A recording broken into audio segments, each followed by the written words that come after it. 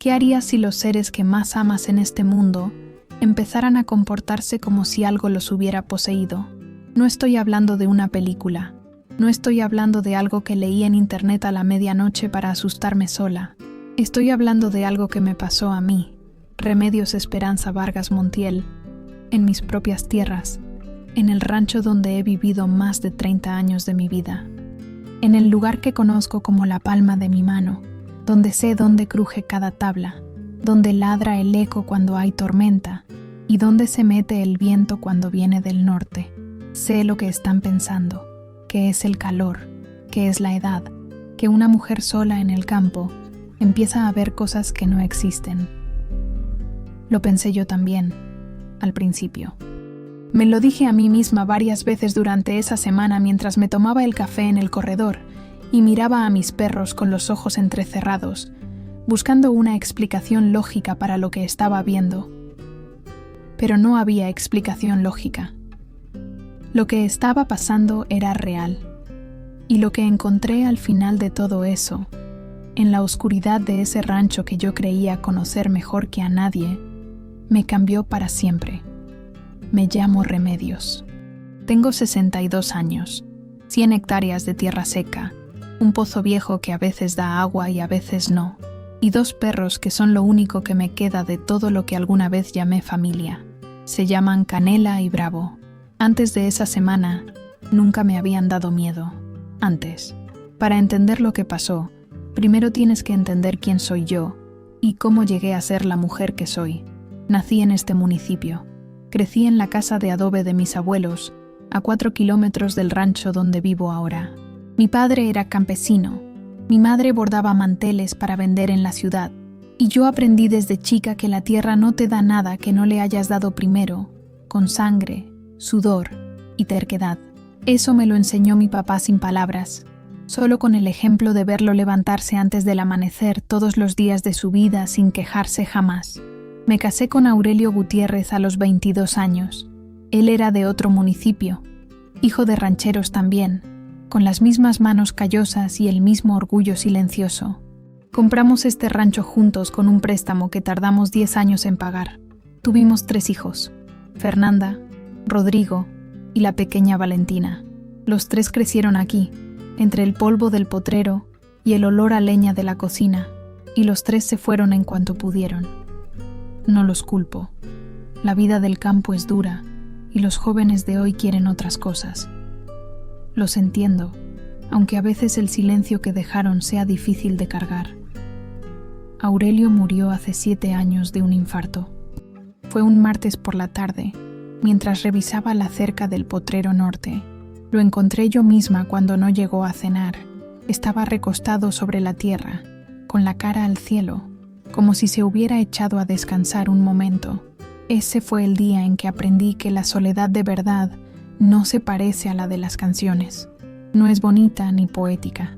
Es un silencio pesado que se mete en cada cuarto de la casa y que no se va aunque pongas la radio a todo volumen. Pero sobreviví, porque soy Remedios Vargas, y eso es lo que hacemos las mujeres de mi familia. Sobrevivimos. Canela llegó 3 años después de que murió Aurelio. La encontré en una coladera tapada a la orilla del camino de terracería, un día de lluvia torrencial que inundó el patio hasta las rodillas. Tenía 4 meses, era toda huesos, y temblaba de tal manera que pensé que no iba a aguantar la noche. La metí en una caja con una cobija vieja de lana, le di leche tibia con un trapo doblado, y me quedé despierta hasta las 3 de la mañana mirándola respirar. Sobrevivió, claro. Con el tiempo se convirtió en una perra mediana, de pelo corto color miel, con una mancha blanca en el pecho que parece una estrella pequeña si la miras de cierto ángulo. Inteligente como ella sola, capaz de leerme el estado de ánimo con solo mirarme a los ojos. Cuando estoy triste se recuesta a mis pies y no se mueve hasta que yo me muevo primero. Cuando estoy enojada, se aleja prudente y me espera del otro lado del cuarto. Cuando tengo miedo, se pone delante de mí, siempre delante. Bravo llegó 2 años después, regalado por mi vecino don Eusebio Peralta, cuando anunció que se mudaba a vivir con su hija en la capital. Era un perro grande, color café oscuro con el pecho negro, de raza mezclada pero con algo de pastor en los huesos y en la mirada. Tenía una cicatriz larga en el lomo. Recuerdo de un encuentro con un coyote que, según don Eusebio, casi le cuesta la vida. Cuando me lo entregó, le miré esa cicatriz y pensé, este perro ya sabe lo que es luchar por sobrevivir. Los dos nos entendimos desde el primer día. Canela y Bravo son mi familia. Son mis guardias en la noche, mis compañeros en el amanecer, mis alarmas cuando algo no está bien. En 12 años de vivir sola en este rancho, ellos dos han sido el motivo por el que no me da miedo apagar la luz. Por eso, cuando empezaron a cambiar, cuando su comportamiento dejó de ser el de siempre y se volvió algo que yo no reconocía, supe en el fondo de las tripas que algo muy malo se estaba acercando. Y tenía razón. Antes de que te cuente lo que pasó esa primera noche, necesito pedirte algo muy especial. Si eres nuevo en este canal y llegaste aquí por primera vez, bienvenido. Me da mucho gusto que estés aquí. Este es un espacio donde cuento historias de verdad, historias de gente de campo, de mujeres que no se rinden, de secretos que duermen en la tierra y tarde o temprano salen a la superficie. Historias que se sienten en los huesos. Suscríbete ahorita al canal. Solo presiona el botón rojo de suscripción y activa la campanita para que te llegue una notificación cada vez que publico algo nuevo. Publico cada semana y te prometo que ninguna historia se parece a la anterior. ¿Ya lo hiciste? Bien, porque ahora sí vienen las partes que no te van a dejar dormir. Y quiero que estés bien suscrito para que no te pierdas ninguna. ¿Ya estás suscrito desde hace tiempo? Entonces ya sabes cómo funciona esto. Comenta aquí abajo si eres de las personas que ya nos acompañan. Me gusta mucho leerlos. Sigamos. Todo empezó un martes por la tarde, como empiezan muchas cosas en la vida. Sin aviso, sin música dramática de fondo, sin ninguna señal visible de que ese día iba a ser diferente a los demás. Me había levantado a las 5 de la mañana como siempre. Preparé café de olla en la hornilla de gas. Lo tomé en el corredor mirando cómo el cielo pasaba del negro al gris al naranja. Escuché a los gallos del rancho de don Aurelio allá a lo lejos y pensé que era un día como cualquier otro. Canela llevaba 3 días sin comer bien. No era que rechazara el tazón de un golpe, ni que se pusiera agresiva con la comida. Era algo más sutil y por eso más inquietante. Llegaba al tazón. Lo olía durante varios segundos con esa concentración que tienen los perros cuando están analizando algo. Daba 2 o 3 vueltas lentas alrededor del plato y después se alejaba. Como si algo en la comida no estuviera bien. Como si oliera algo que yo no podía oler. Al principio lo atribuí al calor. En esa época del año, el rancho se pone como horno desde las 10 de la mañana. El termómetro que tengo colgado en el corredor marcó 41 grados ese martes, y yo misma había tenido poco apetito a mediodía. Los animales sienten el calor diferente, me decía. Es normal, pero esa tarde del martes, Canela hizo algo que no era normal. Me di cuenta porque estaba tendiendo ropa en el cordel del patio trasero y vi que no estaba en su lugar habitual, a la sombra del mezquite donde siempre se echaba en las horas calientes. La busqué con los ojos y la encontré parada frente a la puerta del cuarto de herramientas, quieta, completamente quieta, con las 4 patas juntas y la cabeza ligeramente inclinada hacia un lado, en esa postura que adoptan los perros cuando están escuchando algo que los humanos no alcanzamos a percibir. La llamé. Nada. La llamé de nuevo, más fuerte. Nada. Me acerqué y la llamé por tercera vez tocándole el lomo. Giró la cabeza hacia mí un momento.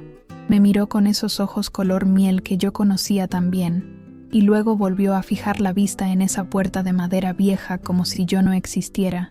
Me quedé ahí parada un momento, mirando la puerta yo también. No había nada.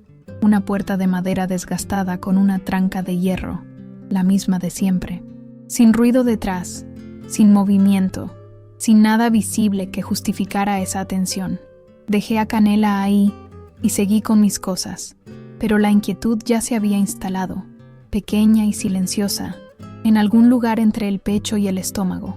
2 horas después, cuando fui a buscarla para darle de cenar, seguía en el mismo lugar, exactamente el mismo lugar, con los ojos fijos en esa puerta, sin haberse movido un centímetro.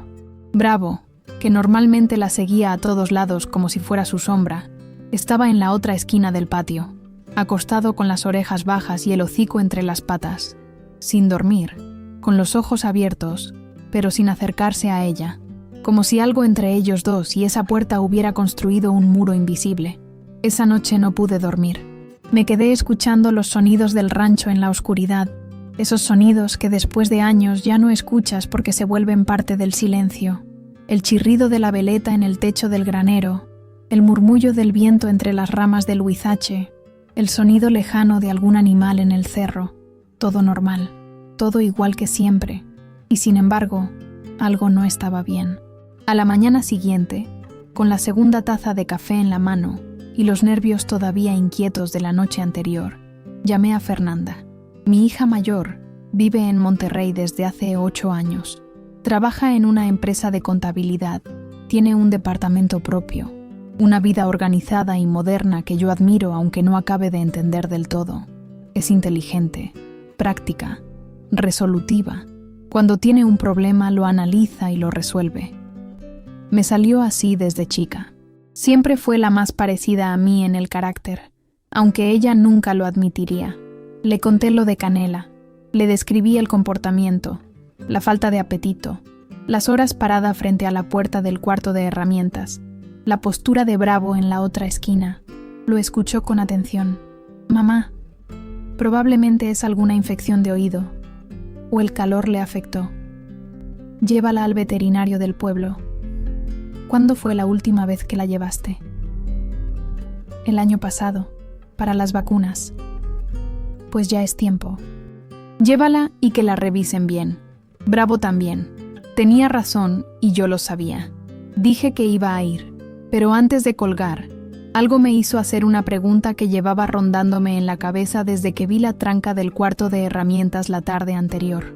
«Fernanda, ¿tú sabes si alguien entró al rancho mientras yo estaba en la ciudad la semana pasada?» Silencio. No un silencio de quien está pensando la respuesta, sino el tipo de silencio breve y tenso de quien está decidiendo qué decir. «¿Por qué preguntas eso, mamá?» «Porque cuando llegué encontré la tranca del cuarto de herramientas en el gancho de afuera, no adentro. Yo siempre la dejo adentro. Siempre». Otro silencio, más largo esta vez. «No sé nada de eso, mamá. Quizás se cayó o se movió sola con el viento». «La tranca de hierro no se mueve sola con el viento, Fernanda». «Mamá, de verdad no sé. Cuídate. Lleva a los perros al veterinario». Colgó. Rápido. Demasiado rápido para una conversación que acababa de empezar. Me quedé con el teléfono en la mano, mirando la pared de la cocina donde cuelga el calendario del seguro agrícola. Algo en esa conversación había estado torcido. No lo que dijo, sino lo que no dijo. El ritmo equivocado de sus respuestas, las pausas en el lugar incorrecto. Fui al cuarto de herramientas. Abrí la puerta despacio y me quedé en el umbral esperando que mis ojos se ajustaran a la penumbra. Olía a tierra, a aceite de motor, a cal, el azadón colgado en su gancho, las bolsas de cal apiladas junto a la pared, la cuerda enrollada, la caja de herramientas de Aurelio que no he podido venderme el corazón a vender. Todo parecía igual, pero entonces lo vi, casi escondido bajo la mesa vieja de madera donde guardo los botes de pintura, parcialmente cubierto por un costal doblado. Un morral de lona café, mediano, con una correa rota que colgaba hacia un lado. No era mío. Nunca lo había visto. Me acerqué pero no lo toqué. Lo estudié desde arriba. Parecía tener algo adentro. Tenía tierra en los costados, como si alguien lo hubiera arrastrado por el piso. La correa rota tenía el cuero gastado en los bordes. De uso, no de abandono reciente. Salí del cuarto. Puse la tranca bien adentro como siempre lo hacía, y me fui a la cocina a pensar. Alguien había estado en mi rancho mientras yo no estaba, y Fernanda sabía algo al respecto. Esa noche decidí no tocar el morral. Quería pensar bien antes de actuar. Ese es un principio que aprendí de mi papá. Antes de meter la mano, entiende que estás tocando. Me preparé una cena ligera. Apagué la tele más temprano que de costumbre, y me senté en el corredor con una taza de té y el sonido del campo a mi alrededor, las chicharras, el viento del norte que había llegado por la tarde y movía los brazos del huizache. alguna lechuza en el cerro. Bravo empezó a aullar a las 10:15 de la noche. No era un aullido de los que hace cuando escucha algo en el cerro o cuando pasa un carro por el camino de tierra. Esos aullidos son cortos, agudos, de aviso. Este era diferente, largo, grave. Surgía desde muy abajo, desde algún lugar profundo de su pecho, como si algo lo jalara desde adentro hacia afuera. Subía lento, se sostenía varios segundos en el punto más alto, y luego bajaba despacio hasta apagarse, y luego volvía a empezar. En 4 años que llevaba Bravo conmigo, nunca lo había escuchado así, nunca. Ese sonido era nuevo y era antiguo al mismo tiempo, como si viniera de algo más viejo que él, más viejo que los dos. Canela no aulló. Canela hizo algo peor. Se metió debajo de mi cama. Eso sí que nunca había pasado. Desde chica la entrené para que durmiera en su tapete de la sala, y en todos estos años no había fallado ni una noche.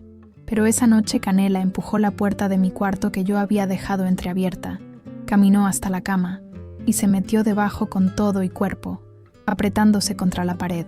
Fui a ver qué pasaba. Me agaché y la miré. Estaba temblando. No hacía frío. Eran las 10 de la noche de un martes de verano. No había tormenta. No había ninguna razón visible para que temblara. Me quedé sentada en la orilla de la cama con la linterna en la mano, escuchando a Bravo aullar afuera y sintiendo los temblores de Canela transmitirse a través del piso de madera hasta mis pies. Pensé en el morral. Pensé en la tranca movida. Pensé en las pausas extrañas de Fernanda al teléfono. Bravo dejó de aullar exactamente a las 2 de la mañana. Un silencio de golpe, como cuando se corta una grabación. El silencio que vino después fue peor que el aullido, mucho peor, porque el aullido al menos era una señal de que algo estaba ahí. El silencio de las 2 de la mañana no me decía nada, y cuando el campo se calla completamente a esa hora, cuando ni las chicharras hacen ruido, es porque algo lo silenció. No dormí nada esa noche. A las 5 de la mañana, cuando el cielo empezó a clarear, Canela salió de debajo de la cama, bebió agua largo rato en su tazón y se echó en su tapete de la sala como si nada hubiera pasado. Bravo estaba sentado junto a la puerta trasera, mirando hacia afuera, con las orejas paradas. Al día siguiente me levanté antes del amanecer, me preparé el café más fuerte que pude, y cuando el sol estuvo suficientemente alto como para que la luz entrara bien por las ventanas del patio, tomé el machete de la pared de la cocina, lo colgué en el cinturón del delantal y fui al cuarto de herramientas. Sé lo que están pensando, que para qué el machete si solo iba a revisar un morral. Pero después de 12 años sola en el campo, he aprendido que la precaución no te hace cobarde, te hace viva. Abrí la puerta de par en par para que entrara la luz del sol. Esperé un momento en el umbral escuchando. Nada, solo el silencio del cuarto y el olor a tierra y aceite de siempre. Entré, me acuclillé junto a la mesa vieja, aparté el costal con el pie y jalé el morral hacia mí. Era más pesado de lo que esperaba. Lo puse sobre la mesa, desabroché el broche de metal con cuidado y lo abrí. Adentro había 3 cosas. La primera era una chamarra de hombre, talla grande, de trabajo, con el cuello desgastado y los codos reforzados con tela más gruesa, color azul marino, aunque en varios lugares el azul había desaparecido y quedado gris de tanto uso. En la manga derecha, cerca del puño, había manchas oscuras, varias, agrupadas, del color y la textura que no quieres identificar cuando las ves en ropa ajena encontrada en tu rancho. La segunda era un teléfono celular, negro, de pantalla grande, con una esquina de la funda de plástico rota. Cuando lo tomé estaba completamente apagado. Lo encendí y no hizo nada. Sin batería. La tercera era una hoja de papel, tamaño carta, doblada en 4, con los dobleces marcados con fuerza como si hubiera sido doblada rápidamente. Cuando la abrí, vi que estaba escrita con bolígrafo negro, con letra apurada y un poco inclinada hacia la izquierda, la letra de alguien que estaba escribiendo deprisa o con la mano temblorosa. Si encuentras esto, por favor no digas nada a nadie, no llames a nadie, me están buscando, solo necesito un par de días, volveré por mis cosas, le juro que no le voy a hacer daño a usted ni a su propiedad, por favor, sin nombre, sin fecha, sin ninguna otra información. Me quedé de pie en medio del patio con esa hoja en la mano y el sol pegando de lleno en la cara. El viento movía la chamarra que yo había dejado colgada en el borde de la mesa. Canela se había acercado sin que yo la viera y olfateaba el morral abierto con esa concentración intensa que había tenido frente a la puerta los días anteriores. Ahora entendía por qué. Ella lo había sabido antes que yo. Había olido al extraño desde el primer momento. Su instinto le había dicho que algo dentro de ese cuarto no era parte de su territorio conocido, que había una presencia nueva y potencialmente peligrosa. La miré. Ella me miró. Alguien había estado escondido en mi rancho. Alguien que decía que lo estaban persiguiendo. Alguien que tenía manchas oscuras en la chamarra y que había tenido que salir corriendo sin tiempo de llevarse sus cosas. Y ese alguien quizás no estaba tan lejos como yo quisiera creer. Don Aurelio Fuentes. No confundir con mi difunto esposo, que se llamaba igual, porque en estos pueblos los nombres se repiten y dan lugar a confusiones. Este don Aurelio era el único vecino que me quedaba cerca, a menos de 3 kilómetros por el camino de tierra que bordea el lindero norte de mi rancho. 72 años, viudo desde hace 4, pelo blanco ralo, manos que en su día fueron tan fuertes como ramas de mezquite y que ahora temblaban un poco al sostener el vaso. Hombre callado, de esos que escuchan mucho y hablan poco, y cuando hablan es porque tienen algo que vale la pena decir. Lo fui a buscar esa misma tarde, sin el morral pero con la carta guardada en el bolsillo del delantal. Quería ver su reacción antes de mostrarle nada. Me recibió en su corredor como siempre, con una silla de plástico disponible y un vaso de agua fresca. No me preguntó por qué había ido, solo esperó, porque don Aurelio sabe que cuando yo voy sin ser día de visita, es porque algo me trae. Le conté lo del morral sin mostrarle la carta. Le dije que había encontrado objetos que no eran míos en el cuarto de herramientas, objetos que alguien había dejado ahí mientras yo no estaba. Me miró un momento largo antes de responder, ese tipo de mirada que hace cuando está midiendo cuánto decirte. Doña Reme, hace como 8 o 9 días vi una camioneta, oscura, negra o azul marino, difícil de decir con la luz que había. Andaba dando vueltas por el camino de terracería que pasa por el lindero de su propiedad. Pasó 3 veces en menos de 2 horas. ¿Vio las placas? No bien. Tenía barro encima. No sé si de casualidad o a propósito. No traía las luces de día aunque ya estaba oscureciendo. Eso fue lo que me llamó la atención. Tomé un trago de agua y dejé que el silencio asentara la información. ¿Y a pie? ¿Vio a alguien caminando por ahí? Don Aurelio miró hacia el cerro antes de contestar. Era un gesto que hacía cuando no quería que le vieras los ojos mientras pensabas. Una sola vez, unos 3 días después de la camioneta. Un hombre joven, moreno, con ropa oscura, caminaba rápido por el borde del camino en dirección a su propiedad. No traía nada visible en las manos. No me vio a mí. ¿Y usted qué hizo? Me metí. No es asunto mío. Aquí uno aprende a no meterse en lo que no le preguntan. Asentí. Lo entendía. En este tipo de regiones, la discreción no es cobardía, es inteligencia. ¿Volvió a verlo? No. Pero doña Reme, tenga cuidado. En estos tiempos, la gente que anda escondiéndose de noche por los ranchos ajenos no siempre trae buenas intenciones, por más que la carta diga lo contrario. Lo miré fijo. ¿Qué carta, don Aurelio? Me devolvió la mirada sin parpadear. La que trae usted en el bolsillo del delantal. Se le marca el cuadrado. Esa noche puse el machete bajo la almohada. Y Canela y Bravo durmieron adentro de la casa, con la puerta con llave y el cerrojo puesto.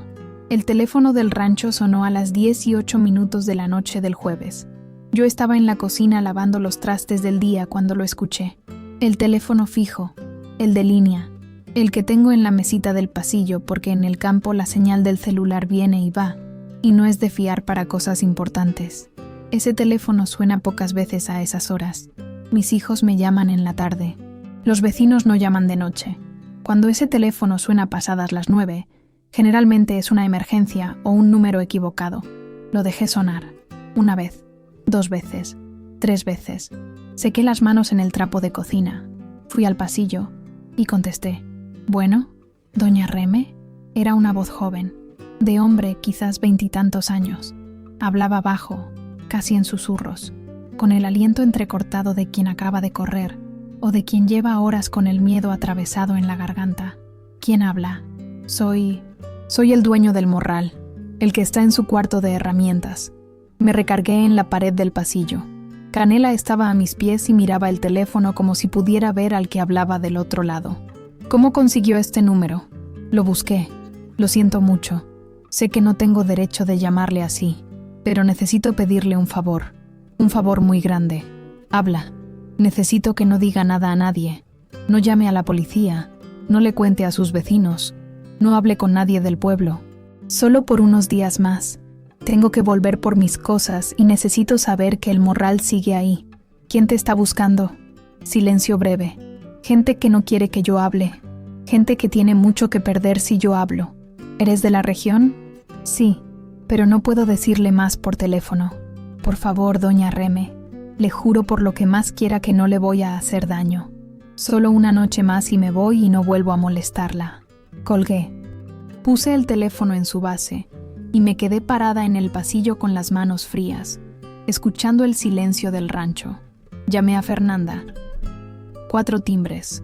Buzón de voz. Llamé a Rodrigo, mi hijo del medio, que vive en Guadalajara. Contestó al tercer timbre con voz de sueño, aunque no eran las 11 de la noche. ¿Qué pasó, mamá? Nada, hijo. Solo quería saber cómo estaban. No le conté nada. No sé por qué. Quizás porque algo en mí ya sabía que esto era una historia que tenía que resolver yo primero, antes de involucrar a nadie más. Colgué. Fui a revisar que todas las ventanas estuvieran cerradas. Pasé la tranca de madera en la puerta del corredor. Encendí la luz del patio que normalmente apago para ahorrar y me senté en la silla de la cocina con una taza de café que no me tomé. Esa noche no apagué ninguna luz del rancho. A las 7:04 de la mañana siguiente, mientras yo estaba en el corredor con el café que había recalentado 3 veces ya, sonó mi celular. Fernanda. Contesté antes del segundo timbre. Mamá. Su voz tenía esa calidad tensa y controlada que adopta cuando está nerviosa pero no quiere que se note. La conozco desde que tenía 6 años. Tengo que contarte algo y necesito que no te enojes antes de escucharme completa. Habla. Y habló. El hombre del morral se llamaba Tomás Leandro Espinoza, 26 años, originario del municipio vecino. Había trabajado en el rancho 3 temporadas atrás, cuando yo contraté 4 peones para levantar la cerca del Potrero Norte, el verano en que me salió una hernia en la espalda y no podía hacer el trabajo físico pesado. Tomás era uno de esos 4. Fernanda había venido a visitarme ese verano y lo había conocido. Habían intercambiado números. Habían mantenido contacto desde entonces, de manera discreta, sin decirme nada porque Fernanda sabía que yo tenía opiniones sobre esas cosas. ¿Qué tipo de contacto, Fernanda? Amistad. Solo amistad, mamá, te lo juro. Pero confianza. Le contaba cosas. Él me contaba cosas. Y lo que Tomás le había contado en los últimos meses era esto. Después de trabajar en mi rancho, había conseguido empleo en una oficina de gestión de tierras en la cabecera municipal del municipio vecino.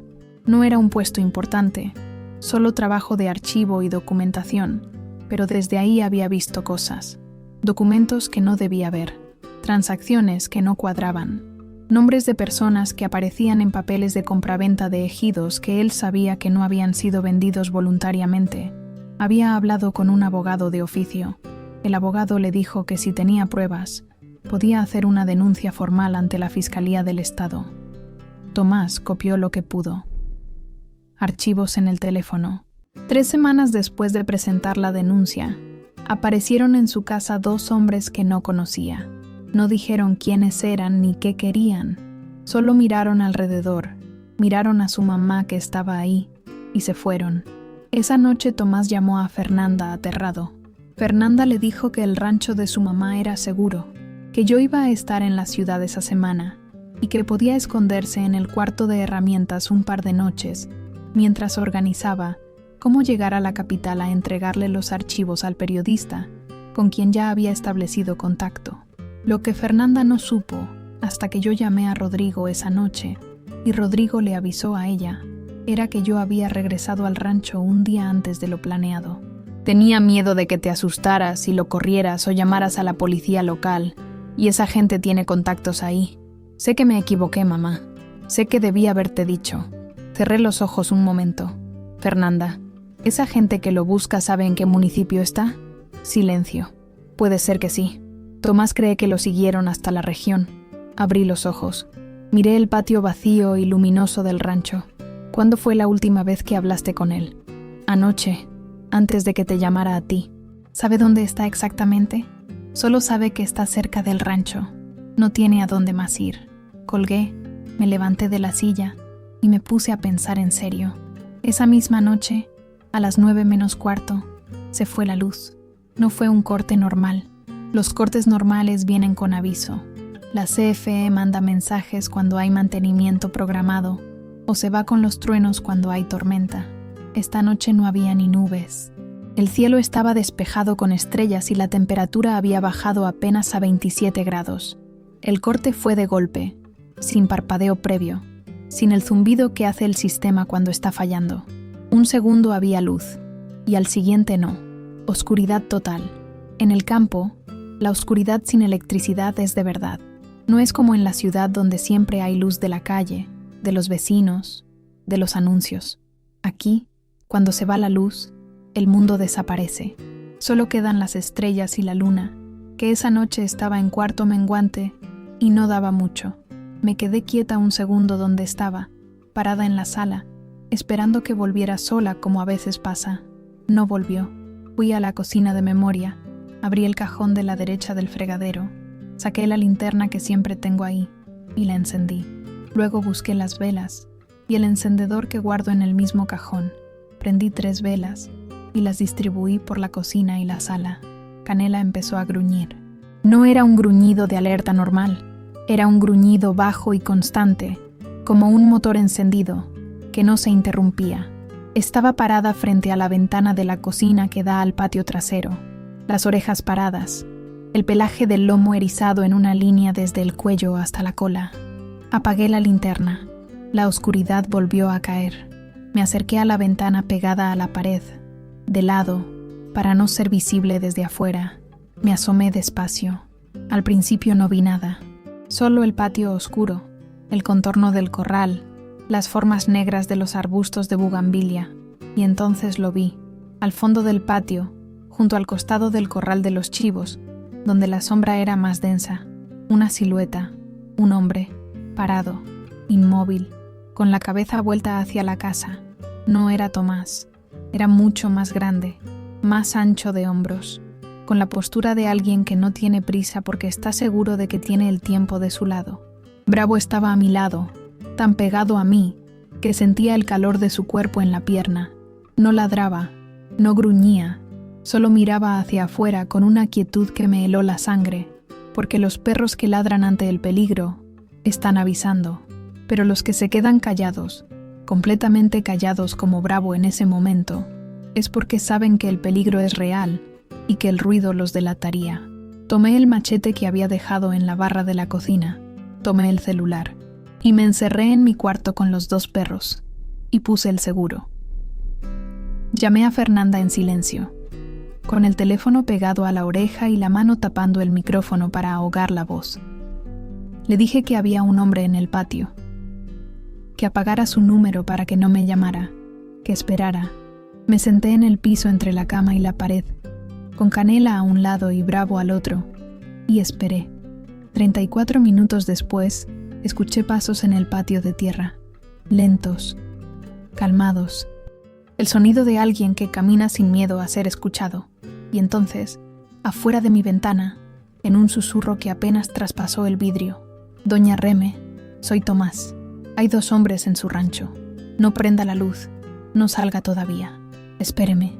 Lo dejé entrar por la ventana del cuarto de lavado que da a la parte trasera de la casa, donde la oscuridad era más densa porque el mezquite grande tapa cualquier luz del cielo. Entró de cabeza primero, luego el cuerpo, con la agilidad de alguien que lleva días moviéndose en la oscuridad. Cayó al piso de cemento en silencio, se incorporó y se quedó quieto mientras yo cerraba la ventana.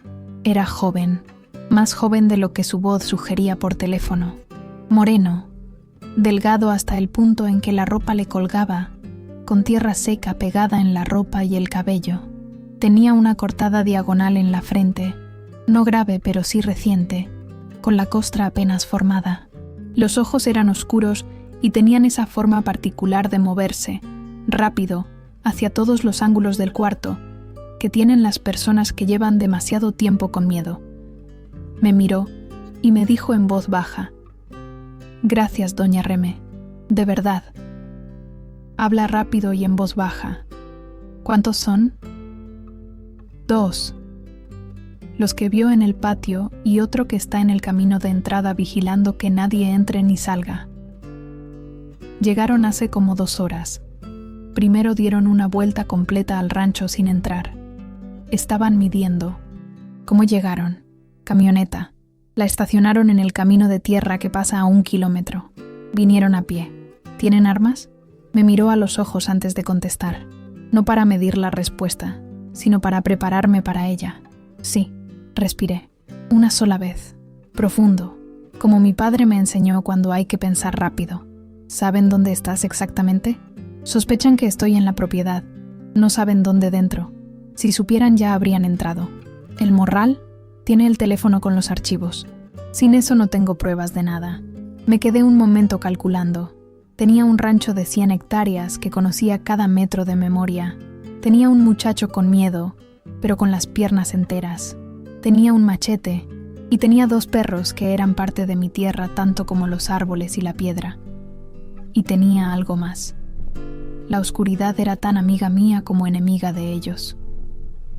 Ellos sabían que yo estaba en la casa. No sabían lo que había detrás de la casa. No sabían que a 300 metros del cuarto de lavado, cruzando el potrero viejo pegado a la cerca del fondo, había una noria abandonada con un cuarto de adobe donde mi marido guardó la bomba de agua durante 10 años. No sabían que yo conocía ese camino de memoria, con los ojos cerrados, porque lo había caminado miles de veces en la oscuridad de los amaneceres. Ellos no. Escúchame bien. Vamos a salir de aquí. Tú haces exactamente lo que yo haga. Donde yo me agacho, te agachas. Donde yo me detengo, te detienes. No hablas. No prendes ninguna luz. No te separas de mí. ¿Entendiste?». Me miró un momento con algo que no era exactamente sorpresa, pero se le parecía. «Sí. Y los perros van con nosotros». Salimos por la puerta trasera del cuarto de lavado a las 11:20 de la noche. Esa puerta da a un callejón estrecho entre la pared de la casa y la cerca de alambre del corral de las gallinas. Es un espacio de menos de 1,5 metros de ancho, oscuro incluso de día por las sombras que hacen la pared y el techo del corral. Nadie que no haya vivido en este rancho sabe que existe esa salida. Aurelio la construyó para poder sacar la carretilla directamente al potrero, sin pasar por el patio principal, y durante 30 años no ha aparecido en ningún plano ni en ninguna conversación con nadie de fuera. Salimos yo primero, luego Canela, luego Tomás, luego Bravo, que cerró el grupo sin que nadie se lo ordenara. La oscuridad era densa y completa, sin linterna, sin luna suficiente, moviéndome por memoria pura. Conocía cada piedra del camino del potrero, cada lugar donde el suelo se hundía un poco por la humedad del pozo viejo, cada árbol y cada arbusto. Caminaba despacio pero sin dudar, como se camina cuando el terreno está en la memoria del cuerpo y no solo en la cabeza. Tomás me seguía muy de cerca. Lo escuchaba respirar detrás de mí, controlado, concentrado. Era más resistente de lo que su aspecto sugería. Canela iba adelante por instinto, con el hocico pegado al suelo, leyendo el terreno con la nariz. Bravo iba detrás, entre Tomás y yo, como si hubiera entendido perfectamente cuál era su posición en esa formación, sin que nadie se la explicara. El plan era llegar al cuarto de la noria. Ahí podíamos esperar hasta el amanecer con la puerta trabada y con la primera luz del sol intentar comunicarnos. La señal del celular en ese punto del rancho era mejor que junto a la casa porque el cerro dejaba de bloquear la antena. Con suerte, podíamos llamar al periodista con quien Tomás ya había establecido contacto, o a la Fiscalía del Estado directamente. Llevábamos 150 metros caminados cuando Bravo se detuvo. No tropezó, no se distrajo. Se detuvo con una precisión absoluta, las 4 patas clavadas en el suelo, y giró la cabeza hacia la izquierda con esa lentitud deliberada que tiene cuando está identificando algo, no solo reaccionando, y gruñó, bajo, solo una vez. Me detuve. Tomás se detuvo detrás de mí. Canela volvió hacia nosotros sin hacer ruido. Alguien estaba en el potrero. A nuestra izquierda, en algún punto entre el Huizache y la cerca del lindero, había una presencia que Bravo había detectado antes que cualquiera de nosotros. Me quedé inmóvil 3 segundos completos, escuchando con toda la concentración que tenía, y entonces escuché lo que Bravo ya sabía, el sonido casi imperceptible de una rama seca que cede bajo el peso de un pie humano. Estaban en el potrero. Nos habían adelantado.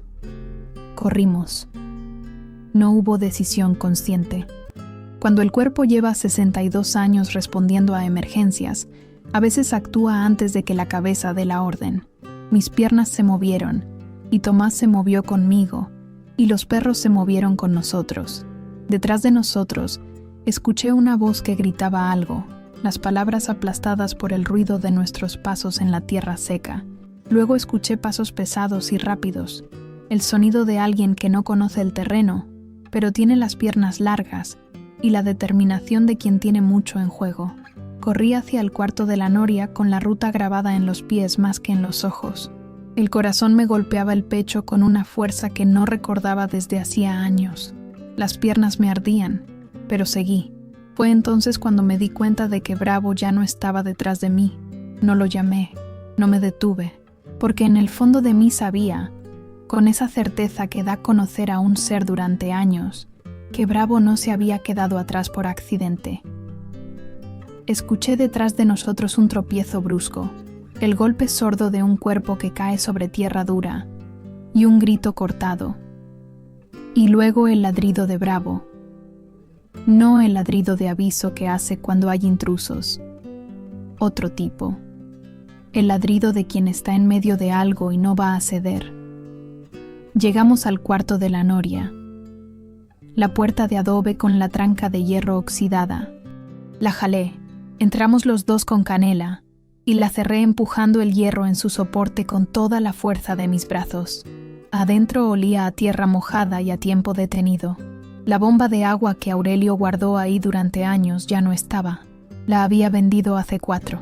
Solo quedaba el cuarto vacío con las paredes de adobe desmoronándose en las esquinas y la luz de las estrellas entrando por el hueco donde antes hubo una ventana. ¿Dónde está el perro?, preguntó Tomás. Su voz era queda pero tensa. Haciendo su trabajo, dije yo, y lo creía, pero el corazón me dolía de una manera específica, esa manera en que duele cuando el ser que más quieres está en peligro y no puedes hacer nada más que confiar en él.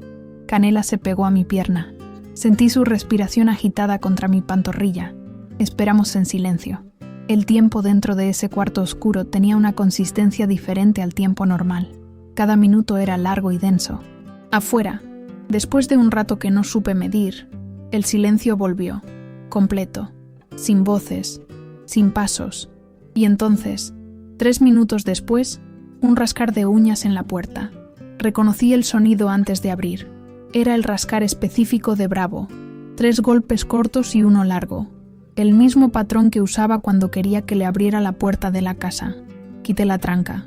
Entró de un salto, pasó entre mis piernas, dio una vuelta al cuarto pequeño como haciendo un inventario rápido, y luego vino a sentarse frente a mí. Tenía tierra en el hocico, la oreja izquierda raspada y con una línea de sangre seca, el pelaje del pecho sucio de tierra y algo oscuro que no quise analizar en la oscuridad, pero estaba entero, las 4 patas en su lugar, los ojos brillantes y atentos. Me agaché y lo abracé en el piso de tierra del cuarto abandonado, con los brazos alrededor de su cuerpo grande y cálido, y no me importó llorar. No me importó que Tomás estuviera ahí viéndome.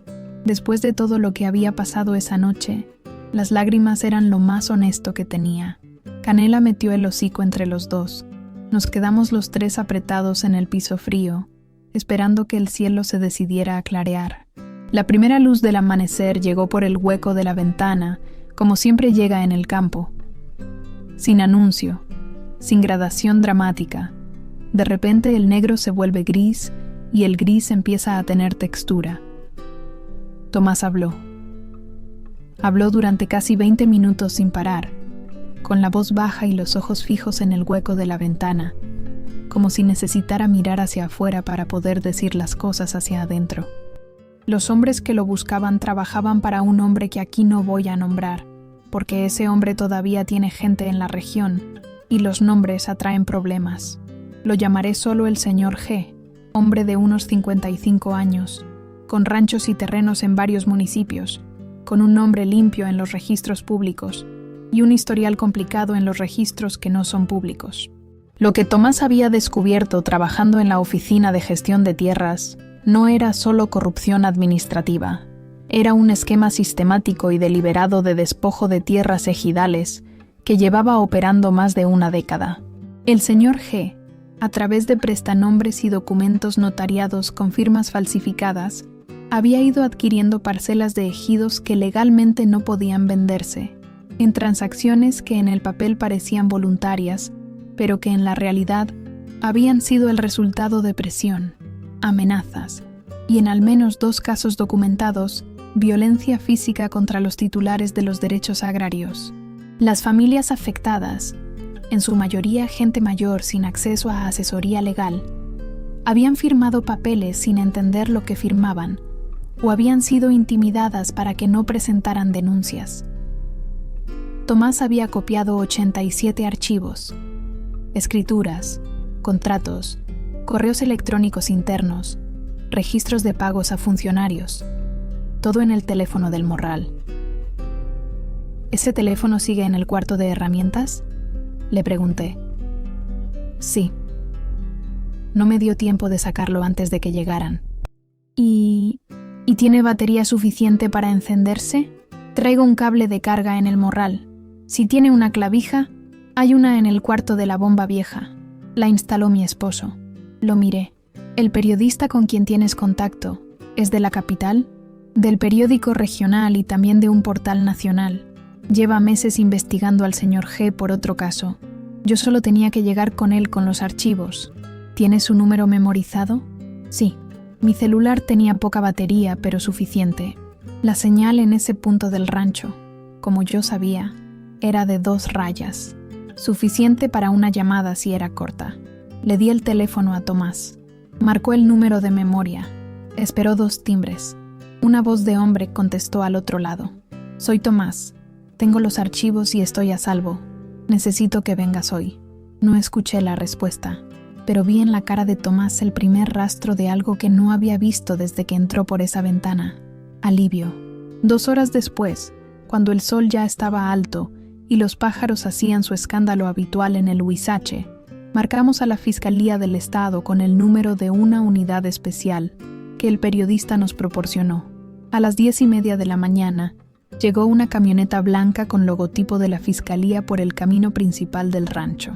Los 2 hombres que habían entrado a mi propiedad fueron detenidos a 4,5 kilómetros de aquí, tratando de salir por el camino de los ejidatarios, con las llantas enterradas en el lodo del arroyo que se había desbordado durante la noche.